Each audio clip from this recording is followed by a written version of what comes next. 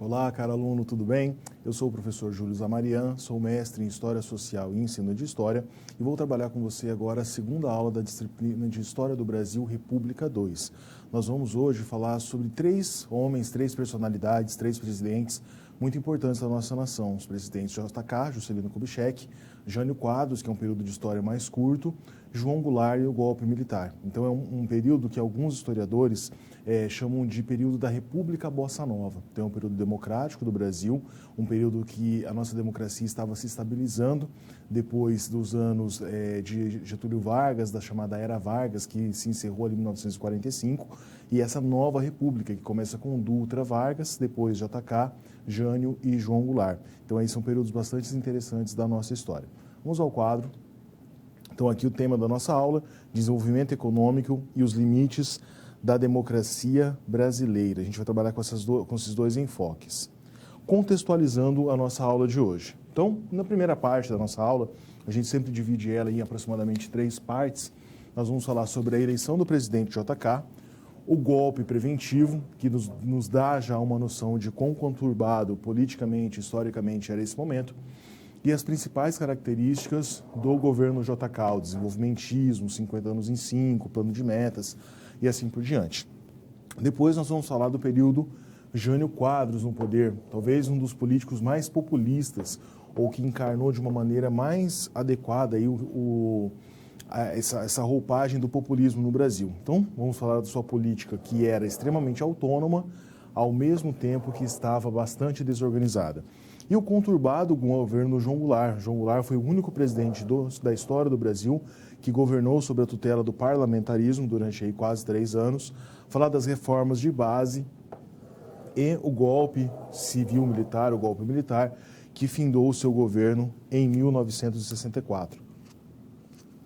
Então nós temos aí um período bastante interessante na nossa história, idas e vindas, um momento muito conturbado. Você, estudante de história, já deve ter imaginado, percebido isso. A nossa história ela é cheia de cortes, né, de reestruturações, de rearranjos. Né? Desde que o Brasil se tornou república, em 1889, o Brasil sempre tem esses rearranjos políticos. Então, de 1889 até 1930, a República Velha. Em 30, entre aspas, a Revolução. De 30 a 45, a Era Vargas. Depois de 45 a 64, democracia de novo. De 64 a 85, ditadura militar. De 85 para frente, a reabertura política e o período democrático que nós estamos vivendo. Então, essas idas e vindas, aparentemente desorganizadas, elas não são. Elas estão interligadas. A gente consegue perceber aí algumas continuidades na política brasileira durante todo esse período, desde a proclamação da República, lá na disciplina de República 1, até agora. Importante salientar para você, estudante de História, também, antes da gente começar a nossa aula, quero que você preste atenção nas citações que nós fazemos durante a aula, nos autores que eu vou citar para você. É muito importante que você não fique limitado apenas à citação que aparece na aula. Olha lá o nome de um autor, vai pesquisar quem é esse autor, qual a sua produção, o livro que está sendo indicado da mesma maneira e no material impresso de vocês também, para que você tenha uma formação cada vez mais adequada, cada vez mais coerente com o ofício do professor de História, do historiador. É muito necessário essa leitura. Então, na aula, eu estou dando para você alguns direcionamentos, estou problematizando algumas situações que são necessárias, trabalho com alguns conceitos históricos que são fundamentais e que você precisa de uma explicação. Mas é fundamental também a sua participação, o seu autoestudo, ir atrás, pesquisar, buscar, não só em videoaulas, né? A nossa videoaula que já vai te saciar nessa parte, mas com a produção escrita, artigos, livros, capítulos de livros, das referências que nós trazemos aqui.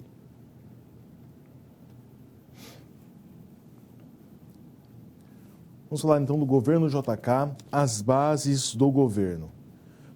Sempre começo a falar de algum governante, eu gosto de falar das eleições, de como esse representante do povo foi eleito. E as eleições de 1955 no Brasil foram eleições bastante interessantes. Por quê? Você vai se lembrar do seu estudo da disciplina de República 1. Getúlio Vargas não termina o seu mandato. Ele tinha sido eleito para governar até 55, ele se elegeu em 50 até 55. Em 54, um ano antes, ele comete o suicídio. E toda aquela comoção popular que acabou até, de certa maneira, salvando politicamente o seu governo.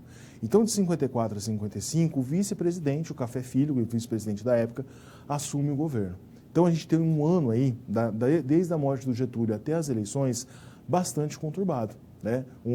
Aquela crise política, aquela crise econômica que o Brasil estava vivendo antes do suicídio de Vargas, ela não findou. Então a inflação continuava alta, o desemprego continuava alto, um debate político muito grande no Brasil entre os entreguistas e aqueles políticos mais liberais. Então esse ano de 54 a 55 foi bem conturbado. As eleições, então, nesse período foram extremamente disputadas. Voltamos ao quadro, então, para a gente falar um pouco sobre essas eleições. Então olha o panorama. Eu vou falar dos que perderam primeiro. Adhemar de Barros, do Partido Paulista, com 26% dos votos. Não é uma votação pequena, é uma votação considerável. Adhemar de Barros, um político importante no estado de São Paulo, fez carreira em São Paulo, tem algumas obras famosas, como Hospitais das Clínicas, que são obras dele. Então ele tinha o seu reduto político em São Paulo. Ele nunca conseguiu uma projeção nacional tão grande. Talvez, se ele tivesse essa projeção fora do estado de São Paulo, ele poderia até ter sido eleito presidente. Mas, nesse contexto, ele tinha o seu núcleo político em São Paulo. O Juarez Távora, que era um político conhecido da UDN, da oposição, com 30% dos votos, uma votação bastante interessante. E o Juscelino Kubitschek, reparem nos partidos políticos, ele refez aqui a mesma união que tinha eleito o presidente Dutra e o presidente Vargas, o PSD mais o PTB, com 36%. Lembre-se que nessa época não existia segundo turno. Segundo turno da eleição não existia. Era turno único. Mas olha só essa margem, 36, 30 e 26. Então a vitória por pequena margem gera protestos e contestações. Os grandes políticos da época, os grandes caciques políticos não aceitavam essa eleição. Diziam que JK era um presidente ilegítimo. Por quê? Apesar de ter vencido a eleição, ele não congregava a maioria dos eleitores. Se eu juntar ali as pessoas que votaram no Adhemar de Barros e que votaram no Juarez Távora, dá mais de 50%. Então falavam o seguinte, olha, como é que nós vamos ter no Brasil um governante que não conseguiu somar nem a metade dos votos? Essa eleição está legítima. Tanto que na Constituição posterior é instituído o segundo turno exatamente para nós não termos aí essas discussões. Quantas eleições nós vemos que dois candidatos passam para o segundo turno e nem sempre o primeiro colocado nas eleições vence? Muitas vezes o segundo colocado consegue ali uma coligação de vários partidos e ultrapassa o primeiro colocado nas eleições. Por causa disso, por causa desse entremeio político, é que vem o famoso, conhecido na história, golpe preventivo. Por que tem esse nome, golpe preventivo? E essas coisas da história só acontecem no Brasil. É como se fosse um antigolpe. Temia-se que JK não conseguiria assumir a eleição. Então, antes dele perder o seu poder, nem sequer ter sido eleito, vem a ideia do golpe preventivo. Nós vivemos no Brasil algo parecido com isso. Vamos relembrar 1930. As eleições da chamada Revolução de 30, Getúlio Vargas concorreu com Júlio Prestes. Quem que ganhou a eleição? Júlio Prestes vence a eleição, apoiado por Washington Luiz, que era presidente no Brasil naquele momento. Júlio Prestes venceu a eleição, mas ele nem chegou a assumir. Entre o tempo dele ter sido eleito até o tempo dele assumir o governo, Vargas, com apoio de parte da população, de parte do movimento tenentista, do Exército, consegue dar um golpe, destitui o Washington Luiz e assume a presidência do Brasil. Então, Júlio Prestes era um presidente eleito que nunca governou. Né? Você pode questionar os motivos da eleição, aquela ideia do voto de cabresto, tudo bem, mas ele não venceu. Então, temia-se que essa história se repetisse com JK, um presidente eleito que não assumiria. Então, o golpe preventivo, o famoso golpe preventivo, vem nesse sentido. Vamos ao quadro para a gente entender um pouco melhor esse golpe preventivo.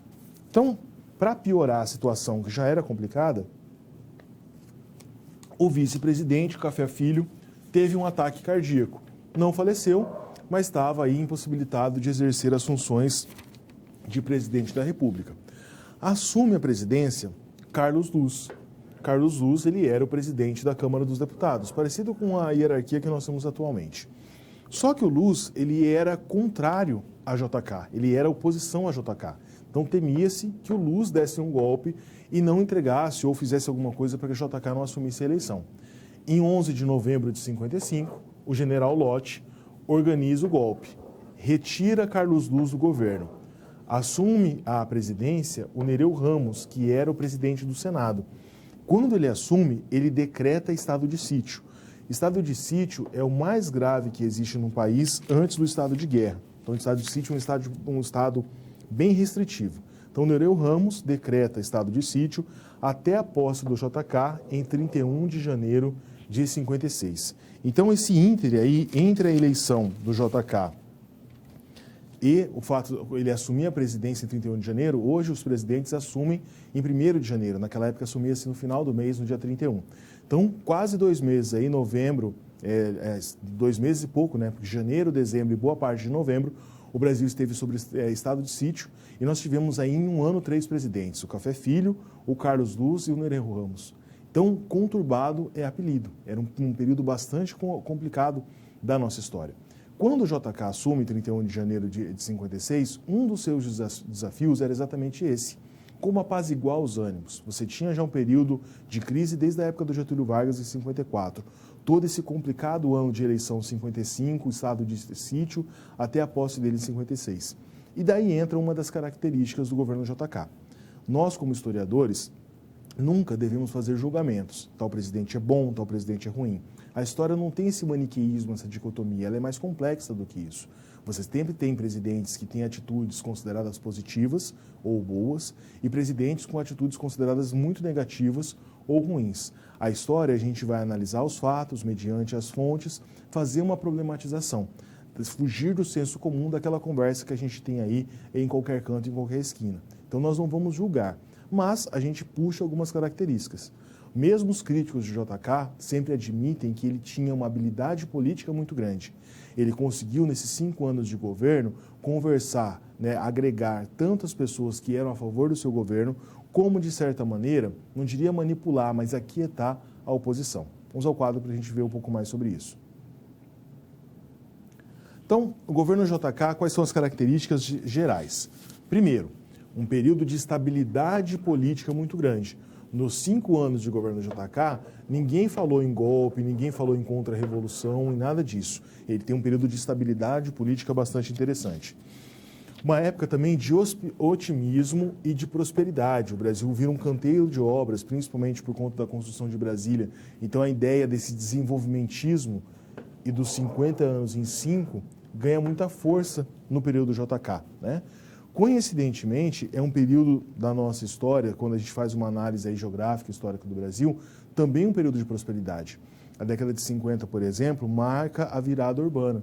O Brasil, até 1950, era um país majoritariamente agrário. A maioria das pessoas viviam na zona rural. A partir de 1950, a zona urbana, a urbanização começa a ter mais força no Brasil. Então, desenvolvimentismo, 50 anos em 5, planos de metas, um arrojo na administração muito grande, industrialização, eram anos de prosperidade. Mas essa prosperidade momentânea teve um preço muito alto na nossa história.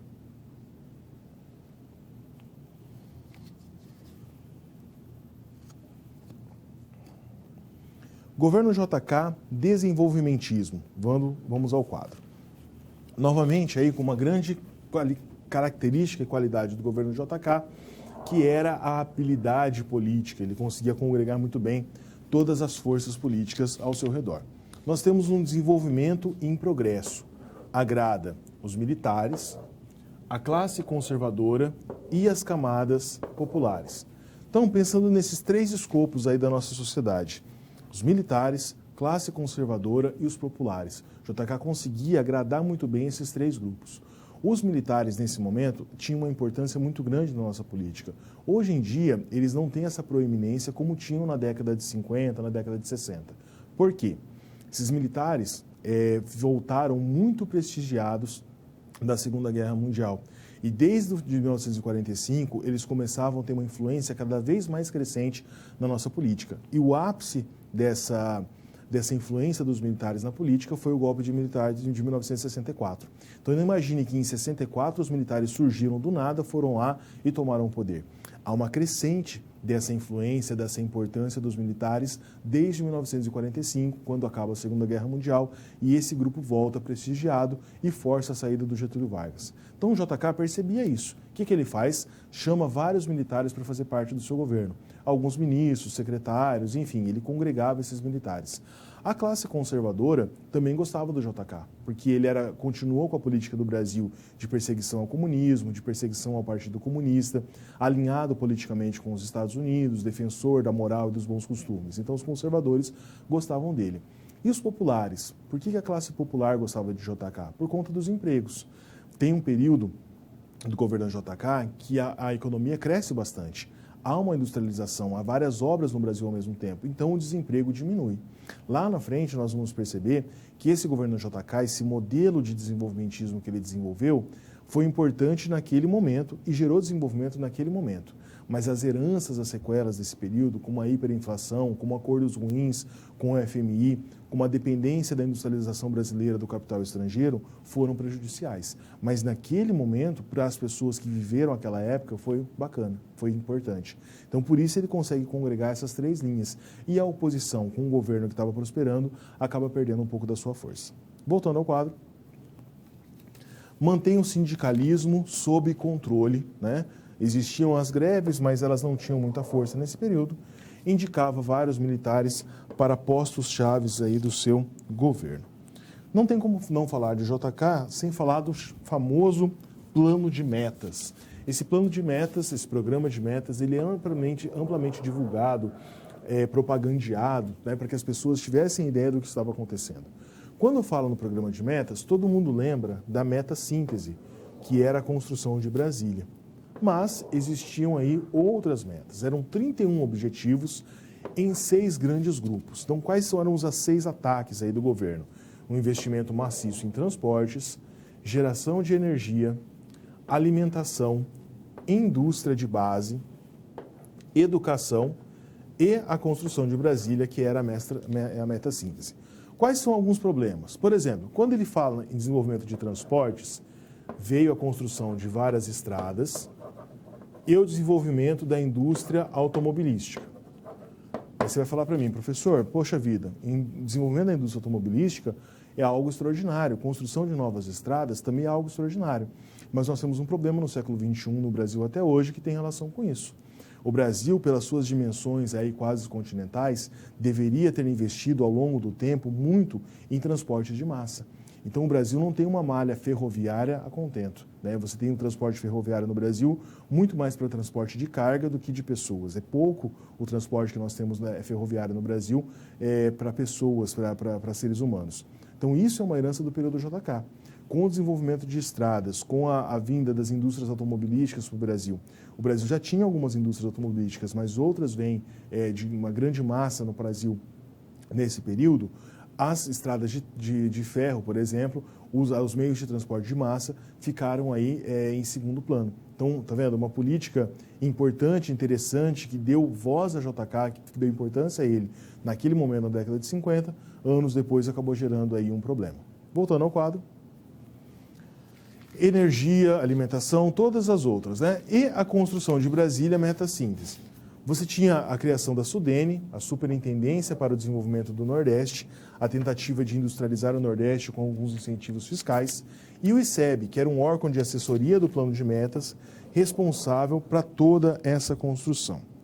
Brasília, vamos falar um pouquinho sobre a capital do nosso país. Quando falamos em Brasília, o plano de construir Brasília não era uma novidade do JK. Discutia-se a construção de uma nova capital do Brasil desde a época do Segundo Reinado, né? Você tem aí conversas desde a época de Dom Pedro II por isso. Qual que era o objetivo da construção de Brasília? Você tem 3 grandes objetivos. Primeiro, a relação à guerra e ao militarismo. Você vai falar para mim, professor, o Brasil nunca mais entrou em nenhuma guerra depois de 1945, da Segunda Guerra Mundial. Verdade. Mas se você estivesse, lembra que eu sempre comento, nós temos que entender 1950 com a cabeça, ou tentar entender, isso é impossível, com a mentalidade das pessoas em 1950. Eu não posso entender as pessoas ali nos meados do século XX no Brasil com a mentalidade que eu tenho hoje no século XXI. Então, para quem vivia no Brasil em 1956, 57, 58, qual que é o contexto histórico que está acontecendo naquele momento? Guerra Fria. Né? Estados Unidos contra a União Soviética, recém-terminada a Segunda Guerra Mundial, rivalidades cada vez aumentando. Nós vamos viver ali poucos anos depois na década de 60, 63, a crise dos mísseis, você tem a Revolução Cubana, a invasão da Baía dos Porcos, enfim, um contexto muito conturbado. Então, em 1955, 1960, 65, ninguém tinha coragem de cravar que nunca mais haveria uma outra guerra mundial ou um movimento armado tão grande. Então, a construção de Brasília significava o quê? Reposicionar a capital do país. Uma capital no litoral ela é muito fácil de ser invadida. Então, qualquer movimento de guerra seria ruim. Então, reposiciona Brasília mais ou menos no centro do país, porque fica difícil uma invasão em caso de guerra. Segundo, a ideia de você levar prosperidade e desenvolvimento para uma região que no Brasil, até aquele momento, era uma região pouco habitada, que era a região centro-oeste. E Brasília não mudou só com a geografia do centro-oeste. Você tem vários trabalhadores que vêm do norte, que vêm do nordeste, que ajudam na construção de Brasília. Então, é uma maneira também de você esparramar essa urbanização. A urbanização do Brasil hoje ela é muito focada na região sudeste, depois sul e nordeste com um pouco mais de urbanização, centro-oeste e norte com menos urbanização, com menos cidades, a população menor. Em 1950, essa proporção era ainda maior. Então, a ideia do que? Esparramar essa urbanização do Brasil. E, lógico, a construção de uma nova capital geraria muito dinheiro, recursos, empregos, que era importante naquela época. Vamos ao quadro? Eu separei aqui uma imagem para você dar uma olhada, que é bastante importante, da construção de Brasília. Então, na primeira imagem, nós temos aqui a esplanada dos ministérios sendo construída, o palácio, enfim, ainda muito cru aqui com a armação, e uma oposição muito grande. Os chamados, de uma maneira pejorativa, isso que eu coloquei entre aspas, os candangos. Quem que eram esses candangos? Eram tratados de uma maneira ruim naquele momento, mas são os homens que construíram Brasília, os homens e mulheres que pegaram realmente a mão na massa. E por que eu fiz questão de colocar essa imagem? Quando acaba a construção, esses trabalhadores não tinham lugar em Brasília. Brasília virou a cidade das pessoas importantes, proeminentes. Essa população acaba ficando no entorno de Brasília, nas cidades satélites, que no início eram cidades que tinham uma condição bastante precária e com o passar do tempo conseguem se desenvolver. Mas Brasília é o símbolo da construção, é a nossa capital, mas ela representa aí de uma forma bastante ímpar, bastante importante na nossa história, um dos nossos maiores problemas, que é a desigualdade social.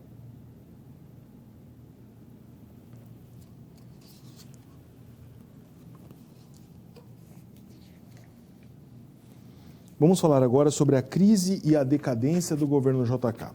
Começa esse período com uma citação de um grande historiador, o Boris Fausto. Esse livro aqui é fundamental para a sua formação, História do Brasil. Ele é um manual, né? A gente costuma chamar esse livro de paradidático. Por quê? Ele não é tão raso como o livro didático e não é tão aprofundado como um artigo específico de um tema mais recortado. Mas ele é interessante porque você tem aqui um manual de História do Brasil desde o período lá do descobrimento pré-colonial até governo Fernando Henrique Cardoso. Né? Então, ele ainda não foi atualizado, mas é um livro bastante importante. Olha o que ele diz com relação à industrialização no Brasil naquele momento.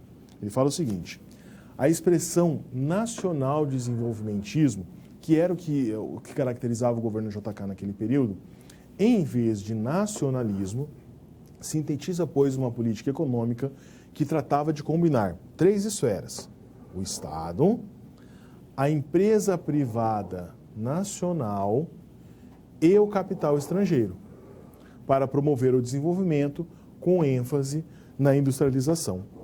Então, isso daqui, olha, é o tripé da política desenvolvimentista do JK. Você tinha o governo, o Estado, fazendo um meio de campo, uma intermediação entre a empresa privada nacional e o capital estrangeiro. Então, o governo criava as leis, mecanismos para facilitar a entrada de capitais estrangeiros no Brasil. Com isso, ele atraía esses capitais estrangeiros, esses investimentos. E aqui no Brasil, você tinha o fomento das empresas privadas nacionais, que conseguiam, pelo governo e conseguiam no capital estrangeiro, fomentar novas indústrias. Então, aparentemente, quando você olha essa fórmula, você fala, poxa, deu certo. Só que ela é um nacional desenvolvimentismo que acabou se complicando. Por quê? Muitas empresas que vieram para o Brasil eram as chamadas empresas multinacionais, alguns costumam falar de transnacionais. Essas empresas, muitas vezes, não reinvestiam o seu lucro no Brasil. Esses lucros iam para fora. Apesar do programa ter como objetivo fomentar as indústrias nacionais, a empresa privada nacional, poucas delas conseguiram se desenvolver. Então, você pega o caso, por exemplo, da indústria automobilística. A maioria das empresas automobilísticas que vêm para o Brasil são internacionais. Você não tem a criação, por exemplo, no Brasil, de uma grande empresa automobilística que congregasse essas facilidades do Estado com esse capital estrangeiro que estava chegando para montar aqui uma indústria nacional. Em alguns casos, você teve, na área da siderurgia, na criação de energia, da alimentação, mas são casos aí mais espaçados, esparcos.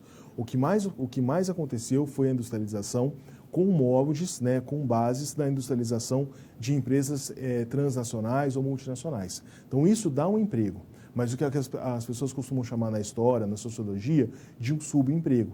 A pessoa está empregada, ela recebe um salário, mas não é um emprego que vai dar a ela para uma autonomia financeira muito grande ou que vai gerar renda, não só para ela, para a sua família, mas para o país de uma maneira completa. Ok? Próximo quadro. Indústria automobilística, também muito importante nesse período. Aqui eu citei algumas das indústrias automobilísticas que vieram para o Brasil nessa época. Então você tem a Willys-Overland, que depois a Willys acaba sendo incorporada pela Ford, a Volkswagen do Brasil e a General Motors. Todas essas empresas se instalando ali na região do ABC Paulista. Na verdade, ABCD Paulista, porque Diadema também ali está na região, mas não é muito falada. Uma concentração de operários inédita no Brasil. Principalmente agora, a partir de 56, nós temos aí o que era chamado de classe operária no Brasil, e concentrados ali na região sudeste. A civilização do automóvel, como já foi comentado, prejudica o incentivo ao transporte de massa, como o trem. Apesar dos pesares, né, eu comentei com você nessa aula aspectos bastante positivos do governo JK. Construção de Brasília, nós temos ali a industrialização, a estabilidade política, a habilidade política, o fato de JK conseguir conversar com o Uregá, com várias pessoas importantes do seu governo. Mas nem tudo foram flores. Você tem uma época aí bastante ruim do período JK, principalmente o final, né? JK é sempre mais relembrado pelo auge do seu governo, pela construção de Brasília. Imaginem nos dias atuais, quando nós temos problemas aí de governantes para inaugurarem pequenas reformas de hospitais, por exemplo. JK, em 5 anos, inaugurou uma cidade. Então, é algo, guardadas essas proporções, hoje, difícil de imaginar. Mas o seu governo teve bastantes problemas, sim. Vamos ao quadro para ver um pouco mais sobre eles. Então, primeiro, um déficit no orçamento federal muito grande. Esse monte de construções, de obras de incentivo, a conta não fechava. A inflação chega em 1959 a 39,5%. Então, uma inflação extremamente alta. E aqui, uma medida extremamente populista do JK e que teve uma reverberação, problemas posteriores muito grandes. O Brasil tinha muito dinheiro emprestado com a FMI. Quando eu falo FMI, leia-se Estados Unidos da América, né? Apesar de ser o Fundo Monetário Internacional, os Estados Unidos até hoje é quem manda no FMI. O JK rompe o seu acordo com a FMI, tem um apoio gigantesco dos nacionalistas, mas o prenúncio de uma crise econômica muito grande. É aquela velha máxima da moratória. Devo, não nego, pago quando puder. Não é que o Brasil negou as dívidas que ele tinha. O Brasil assumia suas dívidas, mas declarou que não ia pagar mais nada, nem os juros da dívida seriam pagos. Então, essa foi uma medida populista. Em que sentido? JK, pressionado por uma inflação muito alta, pressionado por uma crise, ele joga para a galera. Para a população, principalmente aquela população mais humilde, ele apareceu como alguém que bateu no peito, enfrentou o FMI, enfrentou os Estados Unidos e disse, olha, eu não vou pagar a dívida, essa dívida é muito alta, nós vamos renegociar isso e vamos sustentar o Brasil. Só que, na prática, os efeitos dessa medida para a economia, para a industrialização do Brasil foram terríveis. Sem o acordo do FMI, a crise e a inflação no Brasil aumentam ainda mais. Então, o governo JK, que começa muito bem, tenta gerar industrialização, tem um final aí bastante melancólico. Vamos agora para a resolução da nossa situação-problema. O nacional desenvolvimentismo do JK é possível nos dias atuais? Então, esse modelo econômico, esse modelo que nós colocamos aqui de política do JK, a gente consegue encaixar ele na política atual? Vamos conversar um pouco sobre isso. Vamos ao quadro. Então, apresentando aqui a nossa situação-problema. Imagine que você, enquanto professor, seja questionado por um aluno a respeito da discussão sobre o aspecto nacionalista e o plano econômico liberal do presidente Jair Bolsonaro. Então, você está dando a sua aula, um aluno vem falar para você: ô professor, aquele plano nacionalista que o Bolsonaro propõe, essa política mais austera, diferente do que estava acontecendo, essa política vai dar certo, essa política é importante, ela é certa ou errada? É muito comum numa aula de história, você, enquanto professor, tem que ter preparado para isso. Os alunos adoram perguntar e perguntam muitas vezes sobre assuntos aí espinhosos, sobre as políticas, querem saber se é certo ou se é errado, se vai dar errado, se vai prosperar ou não. E você, como professor de história, você não pode ficar em cima do muro, mas você tem que ser ponderado. O professor de história, ele não pode ser apaixonado demais por algumas ideologias. Então, ele tem que apresentar aquilo que está acontecendo. Lembre que o historiador, ele lida com os fatos. Os fatos históricos, as fontes históricas são a grande chave aí do professor. Voltando ao quadro, agora no Problematizando. O aluno apresenta um texto sobre o tema que problematiza a aparente contradição entre uma proposta de um programa econômico liberal e o seu caráter nacionalista. Por quê? Teoricamente, o liberalismo econômico, né, pensem lá no Adam Smith, na Revolução Industrial, o liberalismo econômico significa o quê? Lei da oferta e da procura, o Estado não intervém na economia. Você não consegue combinar muito bem liberalismo com o nacionalismo. Uma política nacionalista, de fato, seria uma política de intervenção do Estado. O estudante questiona: na história brasileira contemporânea, já houve um governo que conseguiu articular um desenvolvimento econômico liberal com um caráter nacionalista? Aí você vai lembrar, talvez o governo que fez algo parecido com isso, né, foi o governo JK, com um discurso nacionalista e com ações liberais. Mas o que a gente percebeu? Essas duas coisas não casam. Né? Você não dá para misturar coisas que não se misturam. Água e óleo não se misturam. Ou é uma coisa ou é outra.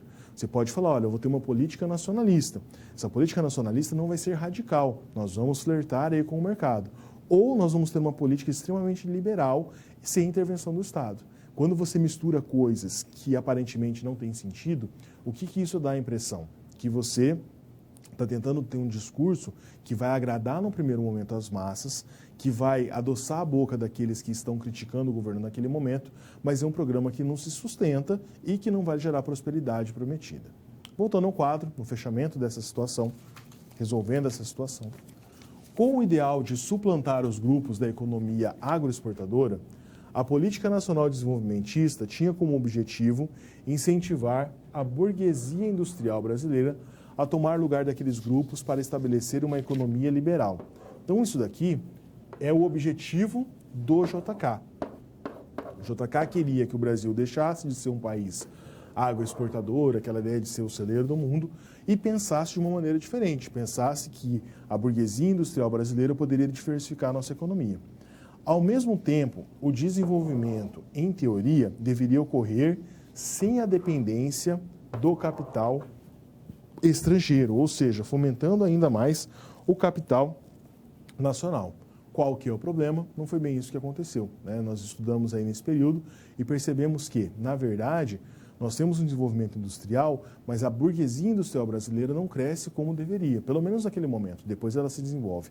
O nosso crescimento foi mais focado nas empresas multinacionais, nas empresas transnacionais, e a dependência do capital estrangeiro continuou. Antes nós tínhamos uma dependência do agronegócio, passamos a uma independência industrializada, mas mesmo assim nós temos uma dependência muito grande, uma relação muito grande do que vem de fora do capital estrangeiro. E isso é ruim, isso tira a autonomia do país em qualquer momento. Vamos agora para o nosso momento de interação, né?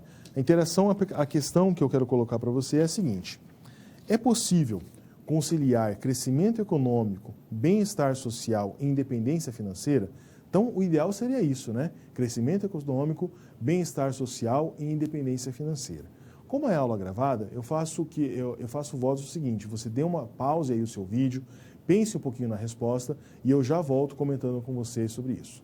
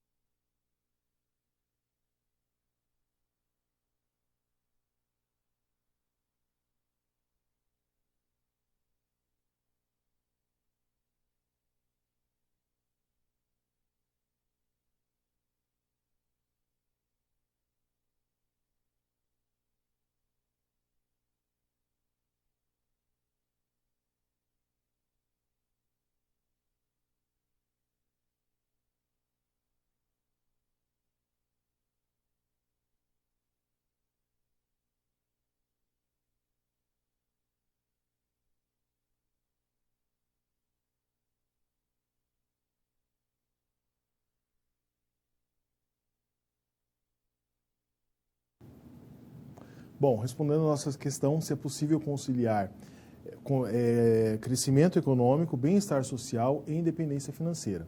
É possível, mas não é fácil, né?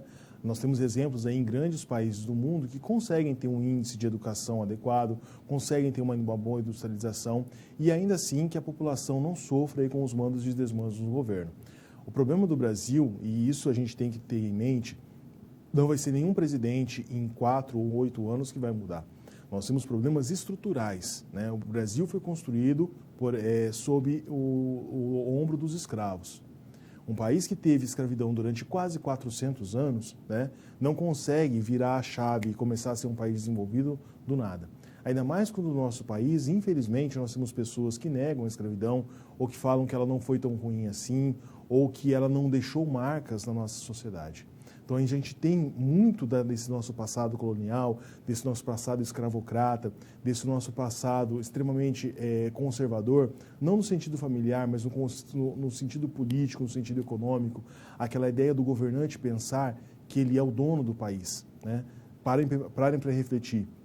Os governantes de uma democracia madura, eles são funcionários da população. Eles respeitam o dinheiro público porque esse dinheiro público vem do rateio de toda a população para que esse governo preste os serviços e a organização necessária.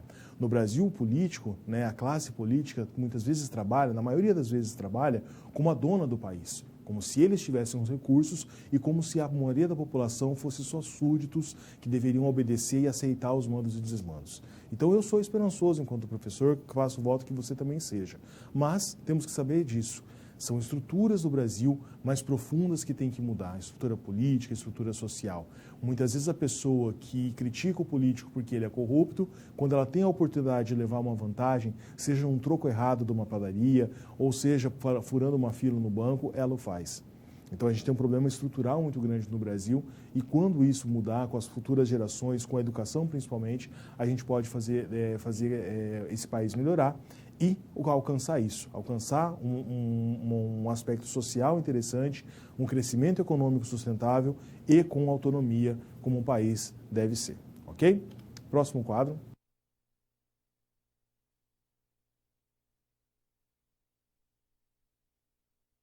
Vamos trabalhar com o conceito agora do Jânio Quadros, austeridade política. No primeiro quadro aqui, como sempre, vamos falar das eleições. Eleições de 1960, o primeiro presidente a tomar posse em Brasília foi o presidente Jânio Quadros, e um panorama político aqui, de novo, bastante interessante. Nas eleições de 60, nós vimos da crise lá do período JK.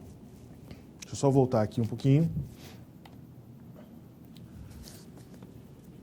Então, nós vimos da crise do período JK, com a ruptura com o FMI. As forças de governo estão aqui mais ou menos parecidas. Reparem que os partidos políticos ainda são os mesmos. O PSP, que era o Partido Paulista, com Adhemar de Barros, variando a sua eleição. Lembra que lá, quando o JK ganhou a eleição, ele tinha 26% dos votos, agora 23%. A aliança que tinha eleito, o Vargas, o Dutra e o JK, continua unida. O PTB, que era o reduto político do Vargas, e o PSD, aquele partido mais ruralista ali de São Paulo. Agora com um novo candidato à presidência, o General Lott, o mesmo do golpe preventivo. E surge aqui um partido novo e uma figura nova na política, o PTN, que era um partido minúsculo que logo depois desapareceu, com a figura de Jânio Quadros e o apoio da UDN, o partido que durante a história sempre fez a oposição tanto ao JK, como ao Dutra, como ao Vargas. E com estonteantes 48% dos votos. Lembrem que não tinha segundo turno, mas o Jânio Quadros conseguiu uma votação muito maior que a do JK. O JK teve 36% dos votos, então uma vitória maciça. Vitória de um candidato teoricamente fraco, mas que soube utilizar muito bem os fundamentos do populismo. Talvez o primeiro grande marqueteiro de campanha populista de carteirinha do Brasil foi o Jânio Quadros. O Jânio Quadros, ele rompeu uma linha. O JK é considerado, em alguns aspectos, populistas.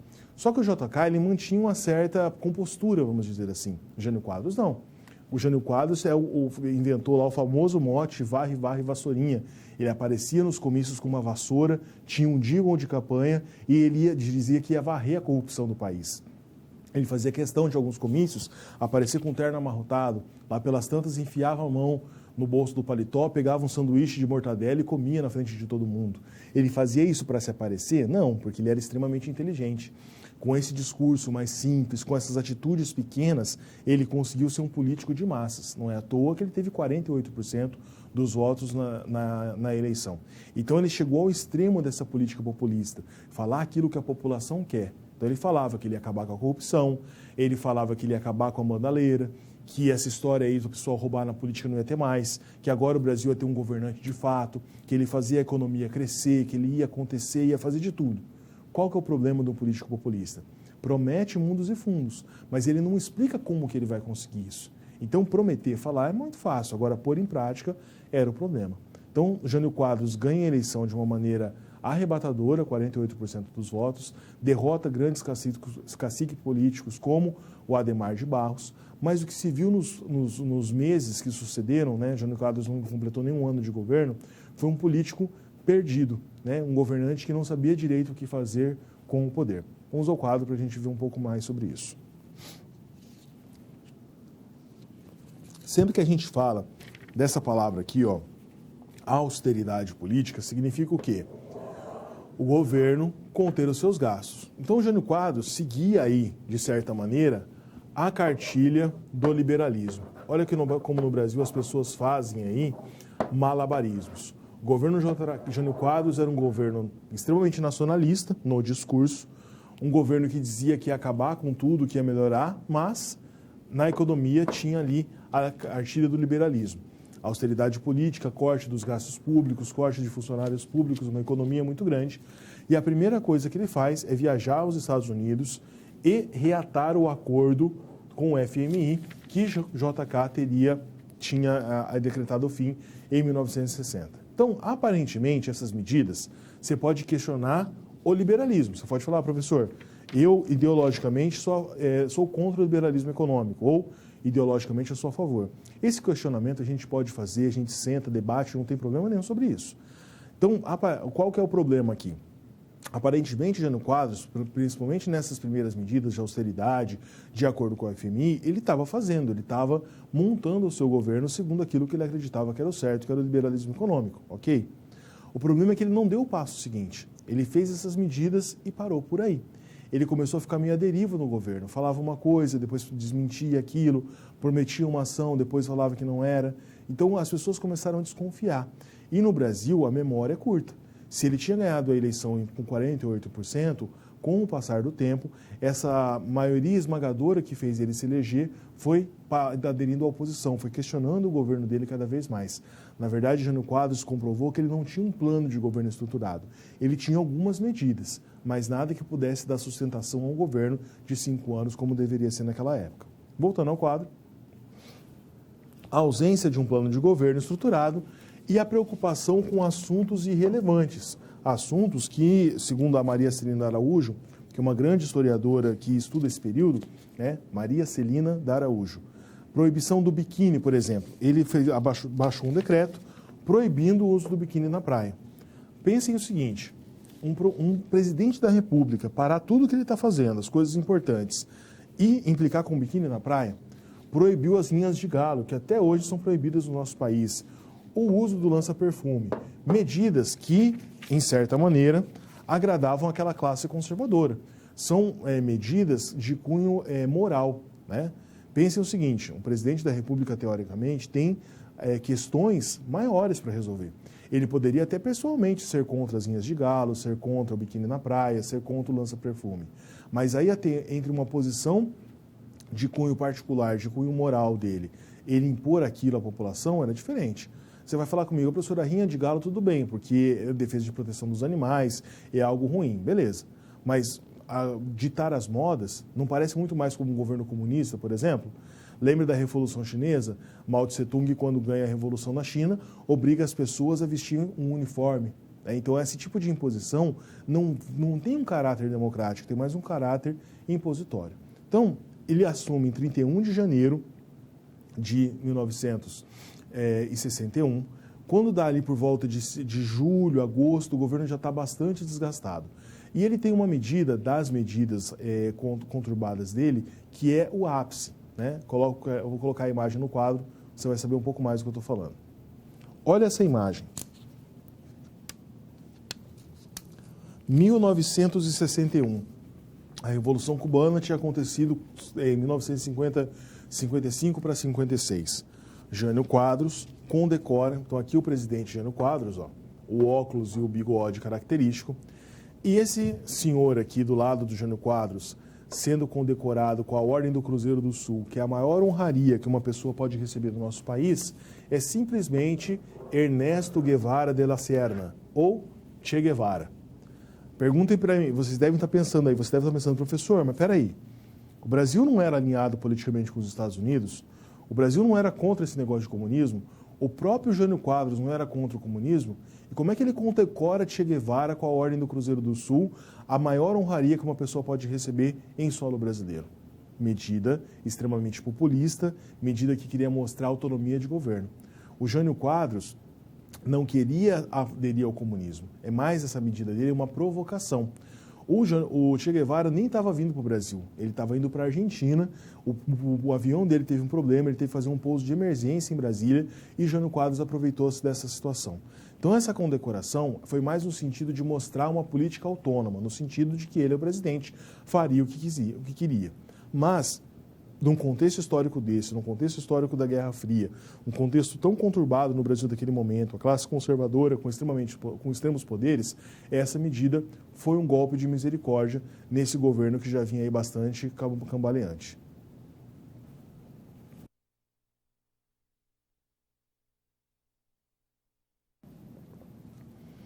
Vamos falar agora de Jânio Quadros, populismo e crise. Como que ocorreu a renúncia do Jânio Quadros? Primeiro, suas bases políticas o abandonaram.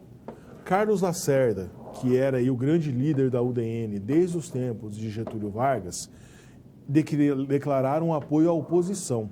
Então imagine o seguinte, o partido que estava apoiando o presidente foi para a oposição. Mais ou menos o que aconteceu no Brasil em 2016, quando o PMDB apoiava a presidenta Dilma Rousseff e depois eles abandonaram o governo e foram para a oposição. Então foi o que aconteceu. A UDN era a base do Jânio Quadros e a UDN aderiu à oposição. Jânio renuncia, tá? Na tentativa de fortalecer o seu governo. Professor, você deu errado. Ele renunciou para fortalecer o governo? Isso mesmo.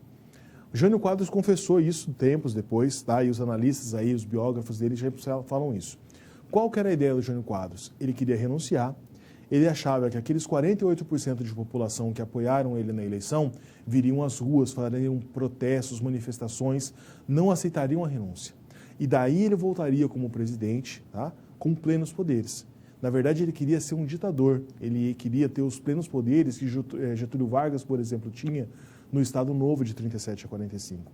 Mas Jânio Quadros não soube ler a conjuntura política. Quando ele renunciou, as pessoas deram graças a Deus que ele renunciou, porque não aguentavam mais aquela política tão confusa, tão bagunçada, tão sem sentido dele. Então ele renuncia numa medida desesperada, tentando fortalecer o seu governo, mas isso não deu certo. A carreira política do Jânio Quadros ficou bastante complicada depois disso.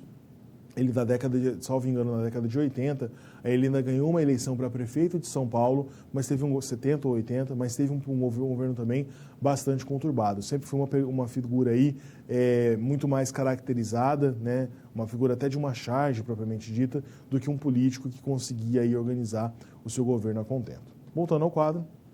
Então, um erro estratégico e político gigantesco, o Brasil em uma grave crise política novamente. Vamos falar agora de populismo. Todos esses presidentes que nós tratamos até aqui, Jânio Quadros, Juscelino Kubitschek, o próprio João Goulart, que a gente vai falar daqui a pouquinho, eram considerados populistas. E segundo a Ângela de Castro Gomes, uma grande historiadora, nesse texto, O Populismo e as Ciências Sociais no Brasil, faz a seguinte análise do populismo. Reparem em quão crítico é o tom desse texto. Olha só o que ela vai dizer. São populistas os políticos que enganam o povo com promessas nunca cumpridas. Ou pior ainda, que articulam retórica fácil, sabe aquele discurso que todo mundo quer ouvir? Com falta de caráter e em nome de interesses pessoais. Então, o que é o populista? Aquele político que fala o que a população quer, mas fala o que a população quer pensando no seu próprio benefício e enganando a população. É o populismo, afinal, que demonstra que o povo não sabe votar, ou numa versão mais otimista, que ainda não aprendeu a votar. Daí decorrem uma série de desdobramentos lamentáveis, que no limite e paradoxalmente podem justificar a supressão do voto em nome da boa política. Então, olha o perigo do populismo. As pessoas têm que aprender a votar. E nós, como professores de história, eu e você, temos um papel fundamental nisso, né? Não de indicar o caminho, né? Você, como professor, nunca deve falar para o seu aluno ou para algum conhecido, olha, vote nesse ou não vote naquele. O papel num governo democrático, o papel de um professor que prima para a democracia é o seguinte: problematizar as coisas. Olha, eu vou votar então o candidato, mas qual que é o histórico desse candidato? Qual que é a ideologia política dele? Essa ideologia política dele econômica vai levar à prosperidade de boa parte da população, ou ela está sendo utilizada apenas e tão somente para que um pequeno grupo continue no poder e para que a maioria absoluta da população continue na pobreza? Então, a Ângela de Castro Gomes faz uma crítica veemente ali ao populismo. E o final é estarrecedor. Por quê? Quando fala que o populismo tomou conta do país, abre-se a brecha de suprimir o voto em nome da boa política. Foi o que aconteceu em 1964. Quando os militares assumiram o governo, qual que era a justificativa? Temos que acabar com essa bagunça populista. O povo não está sabendo eleger os seus mandatários. Então nós vamos assumir o governo aqui, vamos ficar só um pouquinho, temporariamente, até as coisas se organizarem e nós conseguirmos aí de novo fazer com que o país prospere. O problema é que esse temporário, no caso da ditadura militar, durou 21 anos. Voltando ao quadro, essa imagem também é muito interessante. Isso daqui é um papel do gabinete da presidência da República, é a carta de renúncia do Jânio Quadros. Tá? Repare o seguinte, é um presidente da República eleito por 48% da população, depois de alguns meses de governo, olha a data, 25 de agosto de 1961. Então, se ele entrou no governo em janeiro e está renunciando em agosto, ele não fechou 7 meses de governo. É muito pouco tempo. E olha só, professor, mas isso aqui é a introdução? Não. Isso aqui é a carta de renúncia dele. Ao Congresso Nacional, nesta data, e pelos motivos indicados ao ministro da Justiça, então quer dizer que ele conversou com o ministro da Justiça e explicou por que ele ia renunciar, as razões do meu ato, renuncio ao mandato de presidente da República. E só. Isso é a cartada final desse governo aí tão populista. Ele não renunciou fazendo discurso, ele não renunciou como uma carta, ele renunciou com um bilhete de 6 linhas. E nem explica. Fala assim, olha, já expliquei para o ministro da Justiça. Nesse ato, por essa carta, renuncia ao mandato de presidente e acabou. Então, é o ápice aí de toda essa política conturbada, controversa, populista e cômica se não fosse trágica, porque esse conturbadíssimo período do Jânio Quadros mergulhou no Brasil numa das maiores crises que nós já tivemos na nossa história.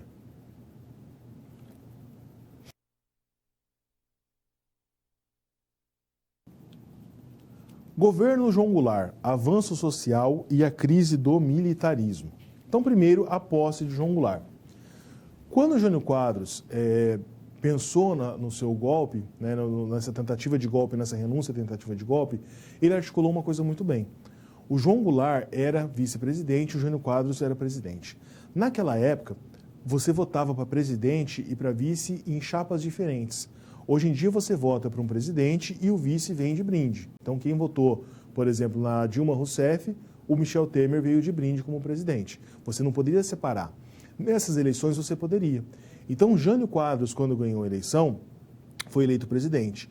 O João Goulart era vice de Jânio Quadros, mas eles não eram aliados. O João Goulart era candidato pela chapa do general Lott.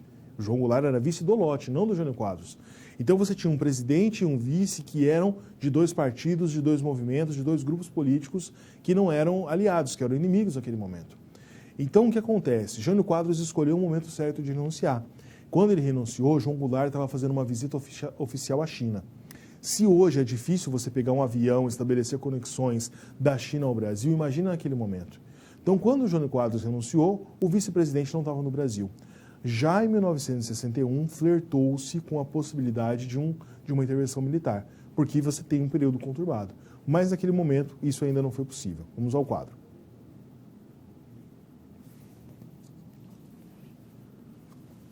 Você tem uma tentativa, então, de golpe, mas ela não ocorre. Mas você tem um governo com uma séria restrição. Um político daquela época muito famoso, que era governador do Rio Grande do Sul, foi governador do Rio de Janeiro, Leonel Brizola, que era cunhado do Dom João Goulart, conseguiu mobilizar o exército ali do Rio Grande do Sul e impediu o golpe militar. Só que nesse acordo foi feita uma restrição. Do finalzinho de 61, ali de agosto de 61, até 1963, o Brasil foi oficialmente um país parlamentar. Parlamentarismo. Quem governava o Brasil era o Congresso. O presidente tinha ali poucos papéis. Ficou marcado que em 1963 haveria um plebiscito. E nesse plebiscito, a população iria escolher se continuava com o parlamentarismo ou se retornaria ao presidencialismo. Com João Goulart, você tem um retorno ao populismo de Vargas no governo. Lembrando que João Goulart foi ministro do Trabalho no governo Vargas. E a tentativa de reformas de base, tanto a reforma agrária contra a reforma urbana. Quando João Goulart assume o governo, ele assume no pior cenário possível. Um presidente eleito com uma grande maioria, como era o Jânio Quadros, deixa o governo de uma maneira toda atabalhoada e ele entra com uma dura missão. Primeiro, tentar fazer com que o Brasil voltasse à prosperidade econômica. Percebam que o tempo vai passando e a crise só vai aumentando. Nós estamos aí num período conturbado desde 54, com o suicídio de Vargas. Tivemos ali uma lufada de ar, vamos colocar assim, de industrialização, de crescimento econômico, no período JK. Mas nós tivemos ali 3, 4 anos bons. Depois, crise do governo JK, crise do Jânio Quadros e João Goulart assumindo de novo num contexto de crise. Então, é um período bastante complexo aí para se assumir um governo. Quando o João Goulart assume, ele tem um Congresso que muitas vezes não confiava nele, ele tem um posicionamento mais voltado ao social, ao popular, e denúncias aí, que na época eram muito sérias, né, de comunismo. Dizia que o João Goulart era comunista, que ele poderia fazer o Brasil, para o Brasil entrar no comunismo, o que na época era extremamente mal visto. Nós estávamos aí sobre o guarda-chuva protetor dos Estados Unidos. Então, não vale para você, e pense agora como historiador, não interessa se você é a favor ou contra o comunismo, a favor ou contra o capitalismo. Nós temos que entender a influência. A influência no Brasil era uma influência dos Estados Unidos, uma influência capitalista. Então, tudo no Brasil que parecesse vermelho, que parecesse com União Soviética e comunismo, era extremamente rechaçado, era motivo para fazer protesto. Então, o João Goulart tinha essa ideia de talvez ser comunista. E isso afetava muito aí a sua plataforma de governo. Vamos ao quadro? Coloquei uma citação do Boris Fausto novamente, né? Já expliquei para vocês quem que é o Boris Fausto, sobre o governo Jânio Quadros. Sobre o governo João Goulart. Olha o que ele vai dizer. É fácil perceber que as reformas de base não se destinavam a implantar uma sociedade socialista. Então, olha, o Boris Fausto, que, aliás, se você pesquisar o posicionamento político do Boris Fausto, ele é muito mais tendencioso, ele é muito mais um historiador com tendências à direita do que à esquerda. Não vou falar que o Boris Fausto ele é de direita, mas ele é ali um centro-direita. Então, ele está dizendo que o João Goulart, que as reformas de base de João Goulart não eram uma tentativa de implantar uma sociedade socialista. Eram apenas uma tentativa de modernizar o capitalismo e reduzir as profundas e gigantescas desigualdades sociais do país. Isso, porém, implicava uma grande mudança, a qual as classes dominantes em geral, e não apenas os latifundiários, como se pensava, opuseram uma forte resistência. E aí vem um dos grandes erros da história do João Goulart. João Goulart tentou fazer as reformas de base, seriam reformas, como o próprio Boris Falsos nos acabou de dizer, que queriam melhorar as desigualdades sociais do Brasil, fazer o país aí se organizar de uma maneira mais a contento. Só que elas foram muito mal vistas e elas jamais passariam no Congresso. O João Goulart, uma série de discursos, ele resolve peitar o Congresso, e aí foi um erro dele. Ele, como as reformas não seriam aprovadas no Congresso, ele tentou impor as reformas de base por decreto. E isso assustou a população. Opa, como é que esse presidente, que acabou de ganhar o poder de novo como presidencialista, o plebiscito de 63 devolveu os poderes presidencialistas ao João Goulart, como que ele vai impor agora uma reforma? Espera aí, lembrem do perigo do comunismo, do medo do comunismo, tudo isso se somou. Por isso que os historiadores concordam que, em 64, nós temos um golpe civil-militar. Por quê? Vamos estabelecer alguns conceitos da história que são importantes. Primeiro, o que é um golpe? Golpe é quando há uma mudança de governo que infringe a legislação que está estabelecida, tá? Se o golpe foi vantajoso, não foi vantajoso, qual é o contexto histórico, ideológico, isso depende aí da sua posição. Mas a gente tem que estabelecer isso. Se você parte desse pressuposto histórico, 1889 foi um golpe, porque Dom Pedro II era o rei do Brasil e estava estabelecido que o poder naquela época era um poder hereditário.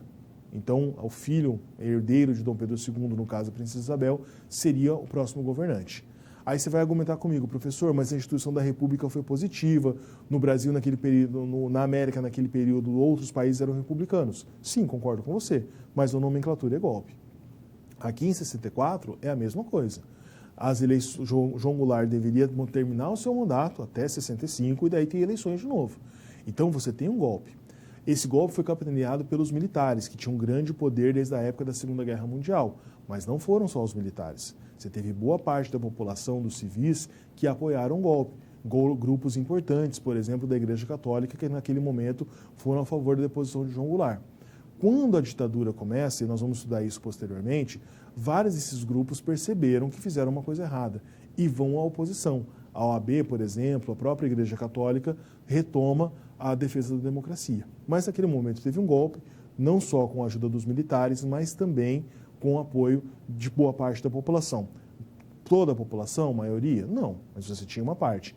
Nenhum governo se sustenta sem legitimidade, né? A legitimidade daquele governo não vinha das eleições, mas vinha de uma parte da população que apoiava o que foi feito. Vamos ao quadro novamente. Então, olha só. A queda. Nós temos a chamada Doutrina de Segurança Nacional, que veio da Escola Superior de Guerra, criada logo após a Segunda Guerra Mundial, que era um braço aí ideológico dos militares. Nós temos uma escalada da inflação muito grande, de 26% em 1960 para estonteantes 55% em 62. Vários grupos da sociedade acreditavam, e olha, essa é a frase mais contraditória que eu já escrevi na minha vida, mas ela sintetiza muito bem o que estava acontecendo. Na purificação da democracia através do militarismo, através do golpe. Então, diziam que iam purificar a democracia do Brasil, afastar esse medo do comunismo, do populismo. Daí nós temos dois fatos históricos importantes. O comício da Central do Brasil e a Marcha da Família com Deus pela Liberdade. No comício da Central do Brasil, o João Goulart anuncia as reformas de base por decreto e começa a ler os decretos e boa parte da população apoiando. Só que, dias depois, a população que não era a favor do João Goulart, os militares e vários grupos organizam essa marcha, a Marcha da Família com Deus pela Liberdade, com muito mais gente do que o comício da Central do Brasil. Essa marcha foi a senha para que os militares percebessem que aquele era o momento para agir. Entre 31 de março e 1º de abril, João Goulart abandona o cargo de presidente. Ele, segundo o próprio depoimento dele, queria evitar uma guerra civil, então ele fugiu para o Uruguai, se autoexilou politicamente no Uruguai, junto com o Leandro Brizola, e o Mazzilli, que era na época o presidente da Câmara dos Deputados no momento, declarou vago o cargo de presidente e os militares assumiram o governo em 1º de abril de 1964. E daí início, então, um período dos mais conturbados, interessantes para estudo, mas mais tristes da nossa história, da ditadura civil-militar no Brasil, a partir de 1º de abril de 64.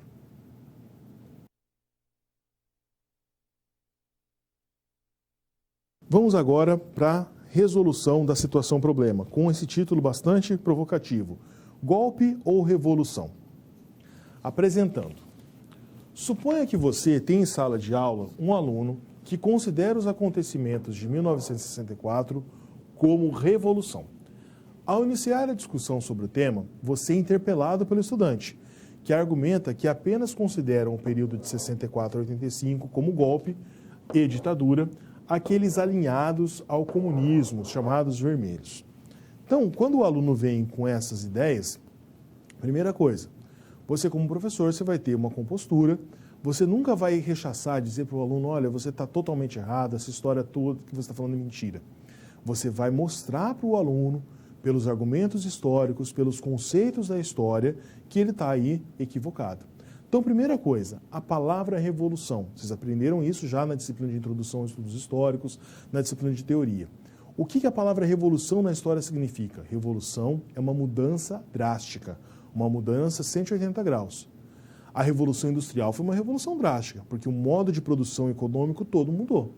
A Revolução Francesa também, porque o modo econômico político naquele momento mudou. Em 1974, você não tem uma revolução. Você tem, no máximo, um rearranjo político. Por quê? As elites que dominavam o Brasil, os grandes empresários, os grandes agricultores, as pessoas que eram influentes da política do Brasil naquele momento permanecem as mesmas. Você tem uma mudança ali na estrutura de governo, mas não uma revolução.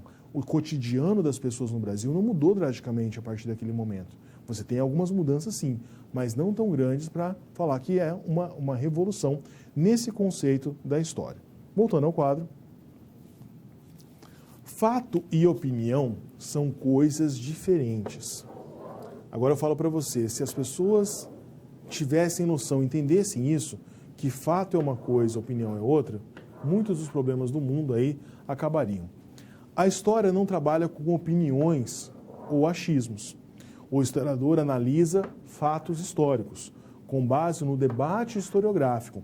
Ele não tem a pretensão e a audácia de construir a verdade, mas o bom historiador também, ele não vai esconder as coisas de você. Vou dar um exemplo. Pessoas que falam que o militarismo no Brasil, que no Brasil não teve ditadura, que no Brasil não teve o que teve em outros países, falam assim, olha, no Brasil você não tem aí, você tem mais ou menos 1.000 pessoas entre desaparecidos, presos políticos e mortos pelo regime. Isso não é nada comparado à ditadura no Chile ou na Argentina, por exemplo. Beleza. A ditadura na Argentina e no Chile foram muito mais sanguinárias que a do Brasil. Mas pense comigo, se eu tenho uma pessoa que seja num país que se diz democrático, porque os militares nunca admitiram que era uma ditadura, falavam que era uma democracia tangeada pelo militarismo. Se uma pessoa é presa, é torturada e é morta pelo governo, sem cometer crime, apenas e tão somente porque tem uma ideia de governo diferente, isso já é injustificável, isso já é uma ditadura. Lembrem, fato é uma coisa, opinião é outra. Eu posso ter uma opinião sobre tudo, você pode ter uma opinião sobre tudo, sobre política, sobre economia, sobre esporte, sobre sexualidade. Agora, você ser condenado, você ser crucificado, você ser morto por conta das suas opiniões, né? Isso é absurdo. Vamos trazer para o campo futebolístico. Um palmeirense e um corintiano. Se o presidente é corintiano, então ele fala uma lei, olha, agora todos os palmeirenses têm que morrer. Faz sentido isso? Não faz. Do mesmo jeito que não faz sentido, se eu sou um presidente de esquerda, falar que todos que pertencem à direita são bandidos. Ou ao contrário. Percebem como que esse discurso que muitas vezes se cria, ele é um discurso que está levando a uma intolerância, a uma violência, a algo que não pode acontecer? Então essa diferenciação entre fato e opinião, no fim, ela está aí na base de toda essa discussão. Voltando ao quadro. Resolvendo a SP. O Brasil foi influenciado no período da Guerra Fria pelos Estados Unidos, obviamente. Outro aspecto que deve ser levado em consideração é a conspiração entre civis e militares que levou à deposição de João Goulart em 64 e interrompeu o ciclo democrático iniciado com o fim do Estado Novo a partir de 1945. Então, conforme que eu já comentei com você, existe diferença entre fato e opinião. Se você é a favor do governo que foi estabelecido em 64 a 85, nós podemos conversar, discutir, eu posso te mostrar coisas a favor ou contra esse período de governo. Isso é sua opinião. Eu posso ser um crítico a um tema, você pode ser crítico a outro. Agora, a gente não tem como esconder os fatos. Teve pessoas no Brasil que foram perseguidas, torturadas e mortas pelo governo nessa época? Sim, não há como negar isso. Nem as pessoas que estavam no governo naquele período negam. Então, esse é um fato e contra fato não há argumentos. Você pode até discordar, mas discordar com opiniões, não contra fatos. Contra fatos a gente não tem como brigar nesse momento. Vamos agora para a nossa interação. Naquele mesmo sistema, eu vou fazer a pergunta, pauso uns segundinhos para você pensar e depois eu volto.